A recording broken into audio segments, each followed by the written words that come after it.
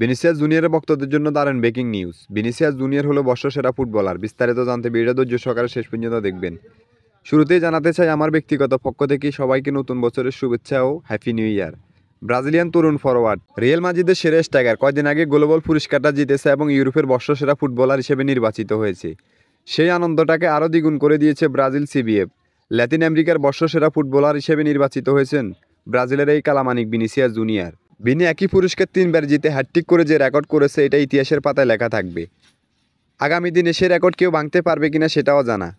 তবে ব্রাজিলিয়ান এই তরুণ forward Latin আমেরিকার বর্ষসেরা ফুটবলার হিসেবে 3বার নির্বাচিত হয়েছে। আজকে বছরের শুরুর দিনেই ভিনির ভক্তদেরকে খুশির সংবাদটা জানিয়েছে ব্রাজিল সিবিএফ।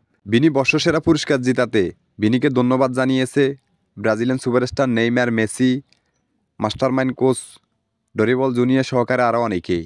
2024 সালের লাস্ট মাসেই 5টা পুরস্কার জিতে যে ইতিহাস করেছেই 2024 সালের শেষ মাসটি ভিনির ভক্তদের কাছে ইতিহাস হয়ে থাকবে এবং ভিনি 2025 সালেই ভয়ঙ্কর রূপে ফিরবে।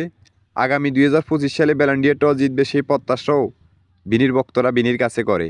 পুরস্কারটা হাতে পেয়ে ভিনি তার ভক্তদের জন্য উৎসর্গ করেছে আজকে বছরের প্রথম দিন হিসেবে এবং ভিনি তার পক্ষ থেকে জানিয়েছেন সবাইকে হ্যাপি নিউ ইয়ার, নতুন বছরের শুভেচ্ছা। তো ভিনির জন্য শুভকামনা। খেলাধুলার আপডেট নিউজ পেতে আমাদের চ্যানেলটি সাবস্ক্রাইব করে আমাদের পাশে থাকবেন।